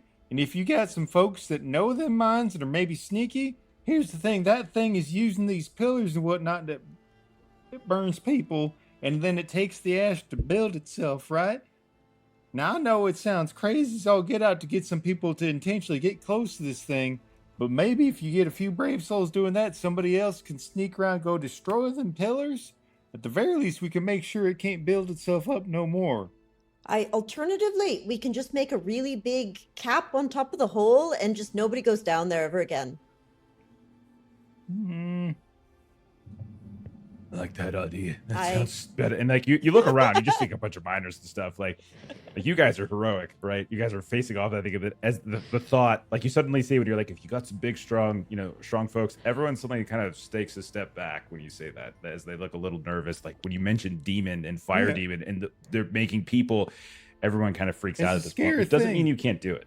It's a scary thing I hear. And here's the thing: that might solve an issue today, but right now we got that thing all solid like to where it can be dealt with. You put a cap over it, you take care of today's problem, but then you know whose problem it's going to be? Your children's or your grandchildren's. All right? And is that how you do things around here? I don't think so. I've seen lots of families. You're clearly family folk. You going to do that to your kids? I don't think so. Big, strapping, hard-working sons of guns like you? No, you ain't. All right, Snaggletooth, make a roll. See if you can convince them. Just a quick outcome. See if you can convince them to risk their lives, and you get half the town killed. Definitely have to use Heart of Gold on that one. Yeah, I will use Heart of Gold. Yeah. In his mind, it's help those in need and defend the weak, because he does feel like this is one of those things. Like if you don't deal with this now, you're. That gets me 3. Okay. I would say -1 just because they're terrified, right? You mentioned demon. Yeah. They seem to be kind of terrified. That's fine. I'm almost tempted to... I don't want to give myself a penalty, but I do have one, like under the Country Strong, there's the ridiculed as a brute, because he just comes across as kind of a yokel. Sure. For as good intention as it would be, I almost want to click that one, because like they're already inclined to not want to, and it's like, this is just some stupid Beaverkin. No. I like it.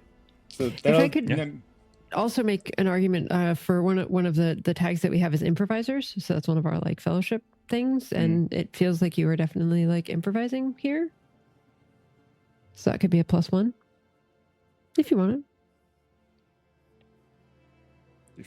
That's fine with me. Yeah. Okay, if you're fine with it, that'll get me to a 2, and this will just be a quick outcome. I roll rolled a 7, but +2 is 9. It's 9. Okay. You can see that everyone starts to shrink away, as you mentioned demon, but then as you lay into the fact that like your kids, your children, like they're all going to end up like if you don't do something now, like that thing's going to be haunting the minds for generations. And you see like Aldwin eventually Snaggletooth makes a good point. And he looks out, he kind of turns around, and he's like this, he's a big dude, but he's old. You know, remember he's got a bunch of like white and gray. And he just kind of calls out, I need 5 strong, brave lasses willing to follow me into the tunnels. You can see like everyone's kind of looking and waiting for someone to volunteer. And then finally, like you see a person puts his hands up and like everyone kind of parts, and you see this kind of old wiry man, like skinny, like he just, you could tell like how is he a miner, but he is just hard, you know, he's just skin and bones. But he comes out and everyone seems to know him, and he's like, oh, I'm not gonna let you go anywhere by yourself, Aldwin. I'm coming with you. And then like, you know, there's like a cheer and like they call out, and you see like this sort of broad-shouldered woman comes over, and she's got like a big ass pick, probably the biggest like mining pick you might have ever seen. She kind of steps up and she's like, oh, I'm coming too. And one by one, like a few people volunteer, and you can see that everyone starts loading up some buckets of water. And you can see some small folk that look a little bit more like Lloyd, like sneaky. They start volunteering, and like they come up to the edge of the mine, and they kind of look back. Everyone's like kind of wishing them good luck. And then they kind of turn, they take a deep breath, they plunge back into the mine that you just sent them into. All right, back into the mines it is. You don't have to go. That's no, you don't. No, there's no way you ask people to do that and you don't join them. They've okay. got it. You want to go? They've got it taken care of. We've got Burns and we've got Brands, and we're not doing well. We went after we did the hardest part of it. They will take care of their own. I hear you, but it would be fair. Like, it's going to slow them down if they got to do all the searching. If at least one person who's put eyes on it, that knows where things are, goes with them, all the faster, all the more likely for it to work. I agree with you. There are burned people need taken care of. And you're one of them. Yep. So sit your ass down. I called dibs. It's too late. The power of the dibs compels you. Morgan. I'm hoping that maybe if we keep this conversation going long enough, they'll have just like gone ahead. So I'm aiming for like a stall tactic, basically. That I just like keep engaging Snaggletooth in this like argument, and then like once we're done, we'll turn around and be like, "Oh darn, they've gone too far away. I guess we're just gonna have to leave it." Morgan, I'm sorry, and she'll pat you on the shoulder and walk past you towards the mine. Okay. Did you just hear the word that I said? She doesn't turn around. We did. You're saying all the right worst job things. of all of us. Kick goes back in. Snaggle, do you follow Kick? Yeah. Okay. The twins go back in, following, catching up with Aldwin and everything. I can't Lloyd, fight a demon, guys. I'm all sorry. I can't go back in there. I can't fight a demon. I'm tattered. Okay. And Morgan's Lloyd just hangs looking back. at Lloyd like, did they lose their damn minds? I don't know what it is, but if they're convinced of going back in and help, that's fine with him. We've got to help the rest of these here. I'll get drinks ready for them when they come back out the other side. We'll wait for them. I'm sure they'll come back. Okay. So the two of you go in, two of you stay back. We'll cut to the mine shaft, and we can see Kick, Snaggletooth, and 6 of these villagers from Tor Hollow, a mixture of folks, young, old, men, women, Foreman Aldwin, obviously, amongst them. And many of them have been carrying these big buckets of water. Others are carrying more of those like sacks of concrete.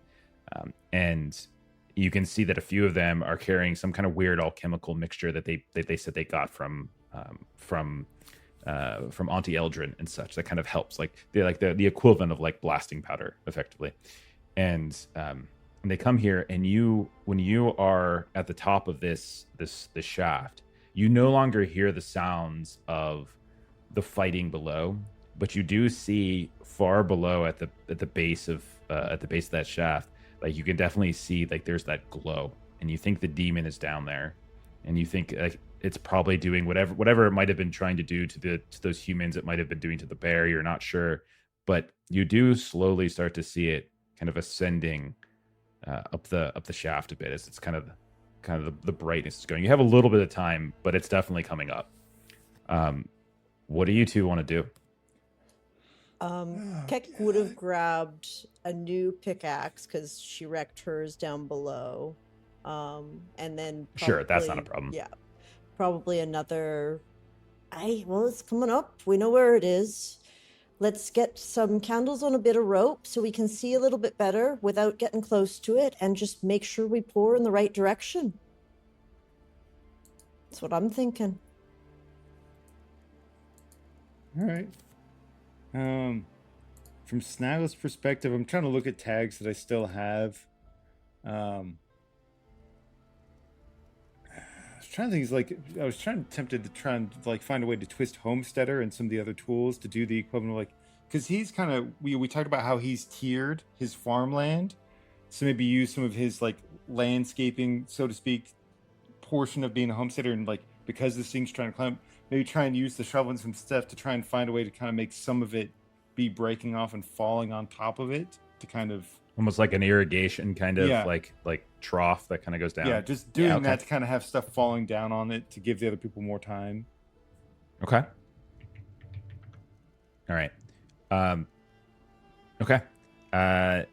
I'll say I'm gonna make this a group roll. Okay. So the two of you can both add something. You can add one thing remaining from the group as well. Unfortunately, Morgan and Lloyd aren't there. They're not going to add anything. I'll give you a +1 from having like a team of people.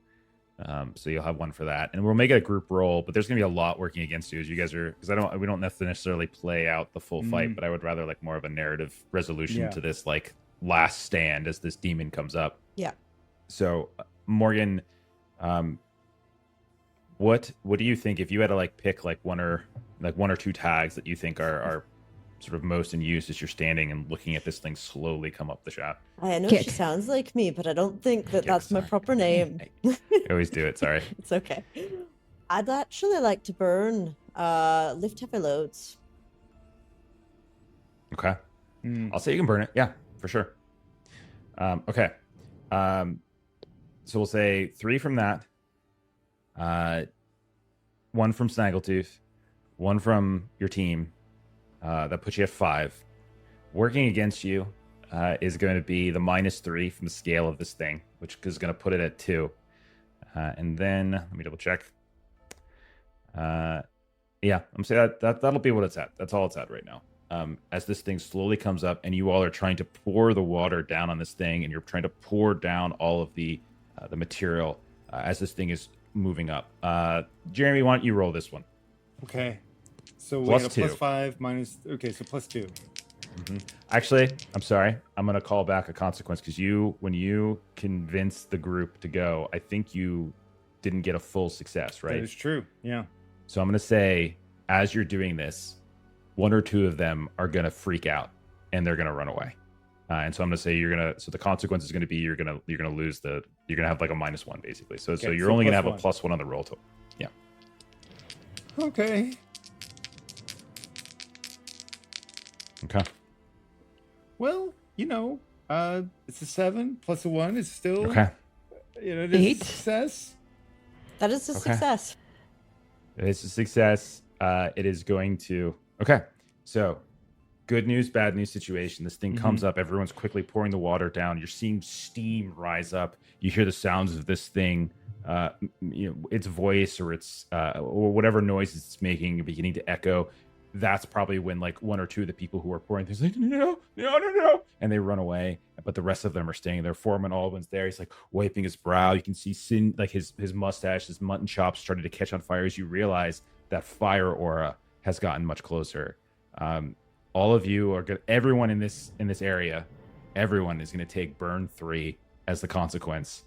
But since you succeeded, that central core of it, right? That core of it gets covered and coated in water, and it covered in like the concrete itself. And you can see as it's coming up and kind of lashing out with its claws, that thing, whatever it was that's causing it to glow, dims and dims. And you hear its voice gets almost like stringier, or it loses some of the tenor and the bass to it, and it begins to just kind of fall and plummet. You see it reaches out with its claw and grabs the edge, and a second claw comes up, and you see it grab one of your village friends. Lloyd, give me a d6. And it reaches out and grabs like one of the Tor Hollow people as it's trying to pull itself up. Oh, why'd you roll? Okay. And you see it grabs Foreman Aldwin, and then it goes tumbling all the way down. And you can see as he's just going and falling down until you hear like a thump, as whatever that thing had become, that essentially the meteor or the giant boulder that you had created from it in Aldwin go tumbling all the way down. And that is, we'll say that's the consequence. However, each of you took burn 3. I think that kicks each of you up, and it kicks everybody else up. And you see none of them are dead. None of the people around you are dead. So there's probably like 3 left, and all of them are like patting out flames. And just like yourselves, you can see in places where their burns are starting to cool, once the immediate shock of the burn begins to recede, there's all these brands that start to show up, like on a chin or on an exposed shoulder or a hand. And they look down, and Aldwin is gone, but the creature is no longer climbing, and you have succeeded at your task. Work's not done yet. I think we Gotta go need destroy to them pillars. also bring Aldwin back up and give him a proper Agreed. burial. Okay. You get your friend, I'll get the pillars. Aye. You start to climb down. You talk one or two of them into helping you. Mm-hmm. And we'll say, with the threat of the mole bear now gone, and the threat of this demon, at least as far as you can tell, dead, as there's just this big hulking steaming rock at the bottom of the shaft, you can see the broken body and the burnt body of Aldwin, which you're able to grab, kick. Snaggle, you and one of the others head off down one of the paths, and you just start hacking away. You got these big picks. Maybe we'll say that broad-shouldered woman with her giant pick comes with you, and the two of you just start smashing away. You can see that there are all these different like runes and insignias and stuff, but you just hack and bash them. And then a little while later, we'll say nighttime, we see those of you that survive. We see Kick, we see Snaggletooth, we see a few of the others. We see the body of Foreman Aldwin. You all emerge from the mine at night, and the crowd quickly comes up and kind of to check in on people. And when like it's revealed that Aldwin was the one that fell, like there's like this great cry of sadness, because they liked the guy. He was a nice guy, but he was also an older man. So he's been working here for decades, so people know him pretty well. So we'll say that's where we're at. We're in the scene. So the scene is, you've just emerged from the mine. You've succeeded at the very least defeating or harming or whatever it is this creature. You've destroyed the runes, the columns, and you've emerged, a few of you. What do we think Morgan and Lloyd say or do as you see your friends emerge a couple hours later? I'd say Morgan would have like gone to the tavern and gotten drinks, and so they come out, and so she's like, I imagine kind of that jovial disposition of like, oi, you fools, this was not smart, but you did it, you're coming out there, let me give you a hand and give you a beer. Can't believe you're alive. Aye, thank you, I needed it. Oh, Keck will just thank you down so your beer. much. Is this all of you? We gotta Yeah. I'll leave them tomorrow for their funeral and rites. Oh no. Oh, Kick, I'm sorry. No, you knew him, right? Aye, we'd been working together for a good number of years, fixed all his pickaxes and shovels every time we broke them. But He was a good foreman. He was. He really was. He did the right thing for his people. It's a shame it cost what it did, but... And Morgan, you can tell, was about to kind of go into well, they didn't have to go in there, and she sort of like looks over to Snaggle as if she's about to say something, and then kind of sees the look on Kick's face and is, Snaggle, you always got that heart of gold in you. You want to look out for folks. Well, can only be that way because I've had such a good friend for so long. So I knew you'd have my back when I came out. Aye. Well, I've got a drink for you. I didn't think we'd be planning service, but you did it, right? You. As much as it can be, I guess. It's a big rock in the bottom of that hole now. I don't know if it'll break out of that at some point, but certainly. And even if it does, we destroyed the thing it was using to, man, that's real gross how it was growing. Just wrong. I got to Good news for admit. Noggin. Oh. You can tell him he can go home now. I will see who can go home or not, but I will say I definitely am seeing double right about now, and I'm about to pass out. So, Morgan, I hope you did get rooms at the inn while you got the drinks.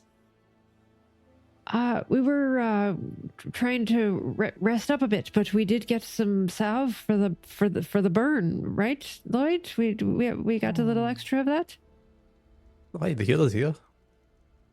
Yeah, we'll say like Heffen. So Heffen Francis is the name of the healer. That's like clean-shaven young man. Looks completely out of place in a town filled with grimy like miners, and he's just like this clean-shaven guy. He's almost perfumed in some ways. And you see, he kind of comes up, and he's now at this point like he's got blood on his hands. His sleeves are rolled up. He's definitely been like stitching people up here, treating burns there. He probably helped other people as well. And you can and he'll come up and he'll be like, don't worry, we'll find a place for you. You'll get your rest. He's like looking specifically like Kick and Snaggle, but also this is Lloyd and Morgan. He's grouping into this as well. He's like, you're heroes as far as everyone's concerned. We're going to find you. We're going to take care of you. Yeah, no one will forget what you've done for us. And like others start grouping around, like Nona, the woman from the Stone Lamp Tavern, Snaggletooth, who's probably comes up, and she's bringing like supplies, and people are starting to break away. Others are grouping around like the body of Aldwin and stuff, and like saying cracking a joke here about like what an old sot he was, and others are like a little bit more sentimental about it. And as all that's kind of happening, you all can easily find a place to stay. Like someone will give you a place to stay after what you've done, so that's not an issue.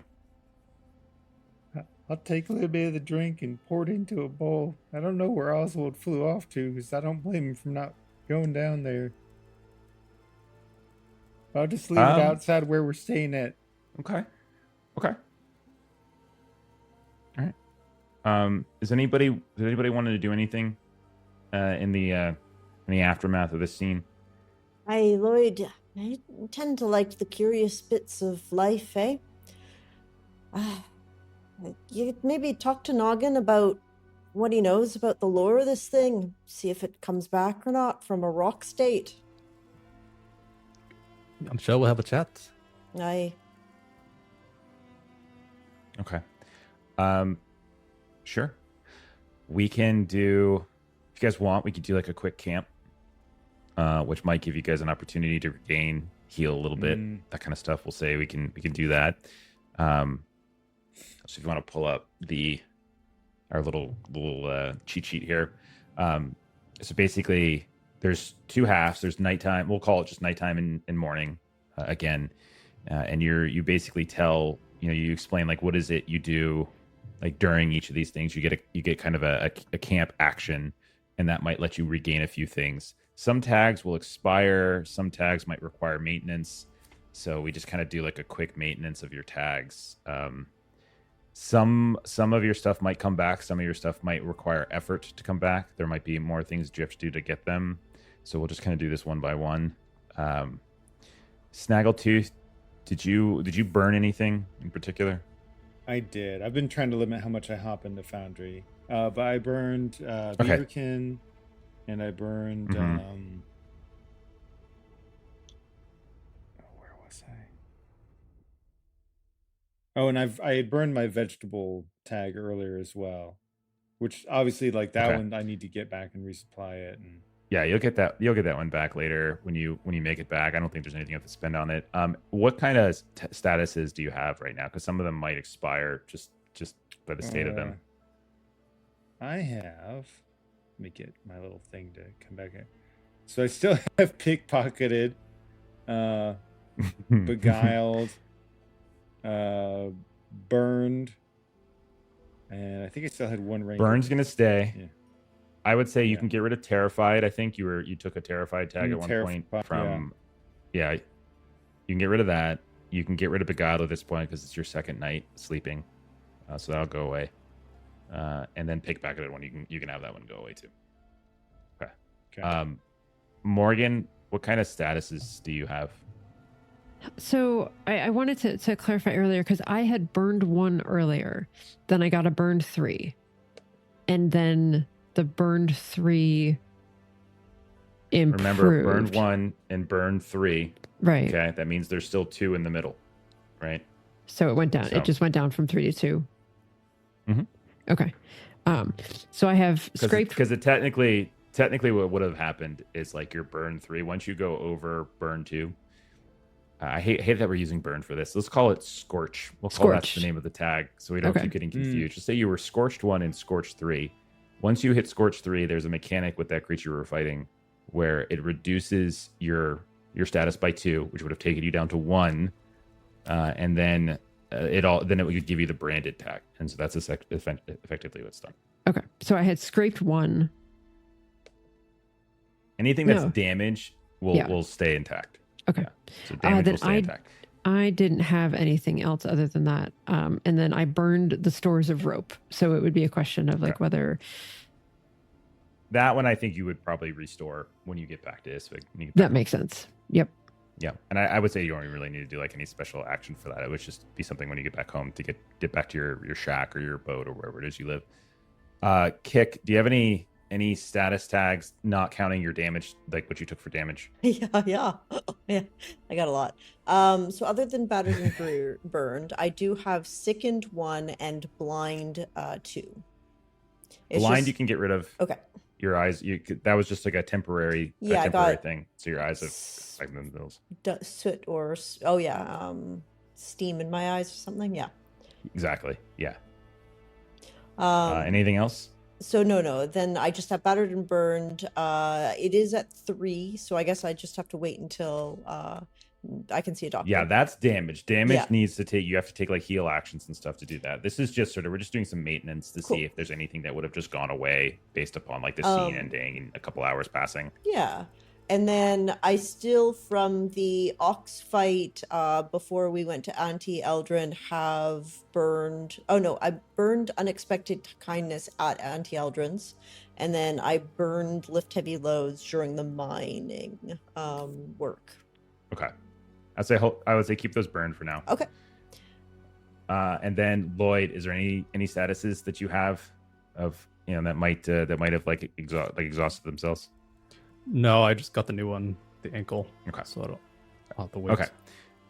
Okay, so then now let's go to like the rounds of actions. So that was just like maintenance stuff, just to see if there's anything that like narratively would have made sense for you guys to get rid of, that kind of thing. In this case, now we're kind of getting into the more mechanical stuff of how you recover things. There's no reason for you guys to have to take an action here to find a campsite. Someone's going to put you up, whether you're in the healer's house or whether it's, maybe like Aldwin's, like, maybe they give you Aldwin's place to stay, and if whatever it is, they'll work something together to give you somewhere to stay. So you basically get to choose what you're doing at night and what you're doing in the morning. The options are rest, reflect, take a camp action, and you can, each of those will give you a benefit, but rest and reflect can only be chosen once during like each scene. So you can't like do 2 rests, you can't do 2 reflects, that kind of thing. So resting allows you to expire some of your statuses and some negative story tags. You can restore some power tags that would like make sense coming back after a rest. Anything that's more severe might, come back as well. So reflect is like where you mark improve on one of your themes if you think that makes sense.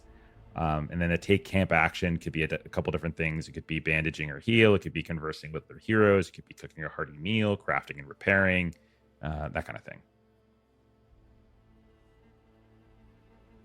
So does anyone want to just kind of call out what they're doing? Sure. Definitely resting for the night. Ha! Okay. All right. Yeah, go for it, Jeremy. Yeah. Okay. So I would say let's take a look at it. So what power tags, like taking a rest, like conceivably, what power tags do you think would make sense to come back to you after a rest? What do you want to make a case for? Maybe the Beaverkin tag. Yep. Like he kind of gets some of his gusto back after a good night's sleep. Mm-hmm. You kind of like shake off some of the burnt fur and stuff, and like kind of get your confidence and your mojo back. Yeah, I think that makes sense. Okay. All right. So what about you, Morgan? Do you know are you going to do a rest as well? I think I might go for the take camp action of entertain others. So I think like she is like telling everyone like the story of like going down into the cave and this finger mouth bear thing and just like everything that was there. So like entertaining sort of being in quotes, but I feel like she would be sort of the storyteller of what this sort of delve down into this mine area was all about, and describing the hexagon and describing this monster thing. And I feel like that's what she would do. Like she would get drunk and she would talk about what happened. Like that would be her like kind of processing of everything. So basically what you do for take a camp action is you count your power for your chosen action, and then you have a choice. You can either roll it and risk consequences, or if you have at least 1+ power, you can spend half of that power to kind of create a status or a tag or something like that. So it's either like you roll and maybe get like all of it, or you just take half of it without rolling. It's up to you. I mean, we're playing a dice game, so I'm gonna roll. Why don't you put it together first? Like, what tags are you tapping into as you were sitting around the stone lamp and like everyone's kind of telling stories about Aldwyn and talking about the day, and like you're sitting here trying to cheer people up, distract them, whatever it might be. Yeah, so I would say laugh at despair. Sure. Seems like it fits. Yeah, definitely. And drinking buddies. Okay. Like wherever she goes, she's trying to make drinking buddies. Okay. And then jovial disposition, I think, are the 3. Okay. Do you want to tap into weeping inside as your I was literally just looking at that because I definitely think that makes sense because, so it ends up with a +2. Okay, so then you can either risk taking consequences and roll, or with the potential of getting like 2 power, or you can just take 1 power and not risk it. I'm a roll. Okay. Yeah. I rolled a 10 plus the 2 power, so I got a 12. Okay, so you've got 2 power to spend. So what do you think you want to do with this? Do you want to create some kind of tag that reflects like people's opinion of you here in Tor Hollow? Do you want to like maybe repair the reputation maybe for you not going back in with everybody, or what do you think? I would like to. I feel like Snaggletooth is wearing off on me, because, well, the rest of the other. That's a good question. Like I was thinking that I'm really like building up how brave Aldwyn was, because I know like Kick. This was Kick's friend. and Snaggletooth had kind of done the whole thing about how this is important to save everybody, and so she's really making sure that everyone here understands just how scary and dangerous all of this stuff was. So kind of aren't we the heroes for being the ones to go in there in the first place? But then also with Aldwin, his sacrifice was not in vain, kind of a thing. Okay. Again, I think that you're just making a tag. You're making a tag, like a reputation tag. Here is what it sounds like. Yep. Okay. So she is sloppy drunk by the end of later. this. Yeah, sure, naturally. But so is half the town, as like everyone's drinking until the wee hours at the stone lamp and kind of telling tales about him. Not just this, that rumor comes around about him and Auntie Eldrin and whether or not they were a thing and stuff like that, and all these little stories are coming up. Okay, Kick. What would you do for your first camp action? You think? Or first, Yeah, camp action. Rest action camp. Whatever it's called. Camp action is a specific thing. That's true. So camping / sojourn. Okay, so I kind of want to do everything, but obviously I can only do a bit.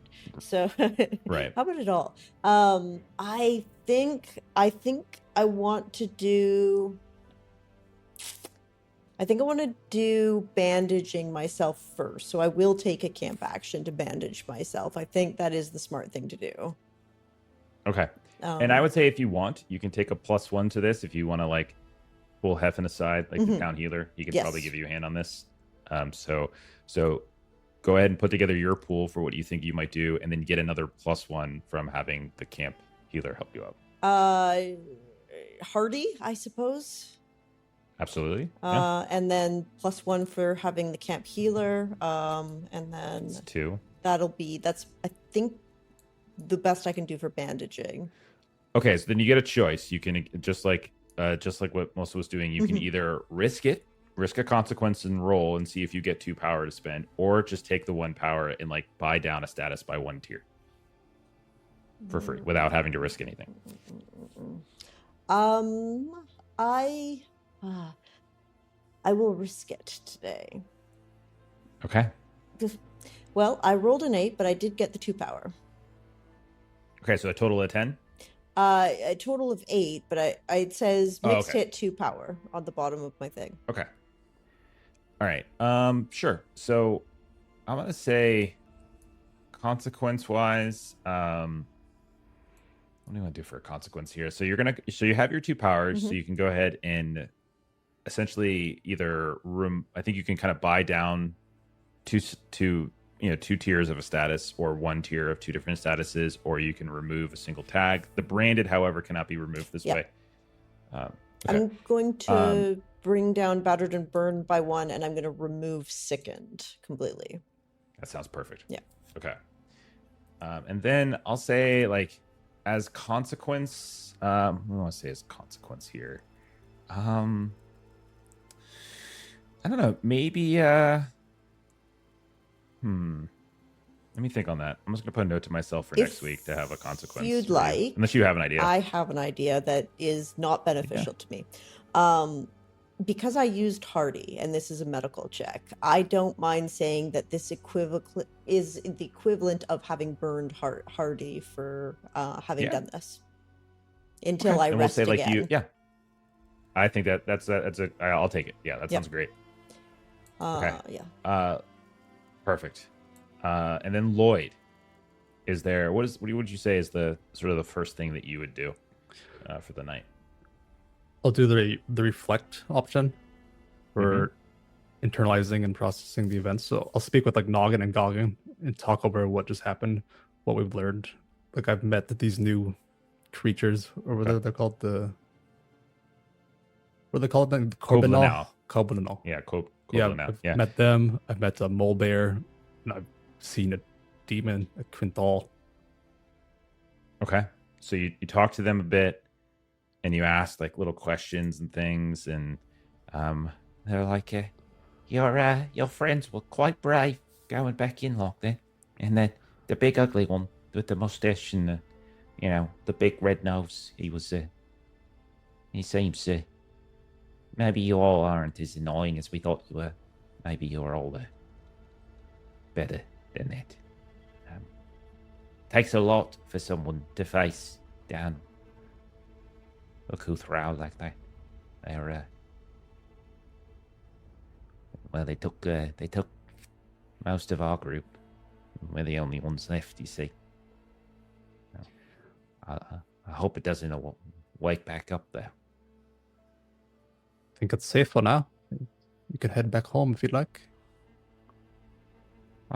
We might. We're gonna wait for Goggin, heal back up to full, and then maybe we'll get going.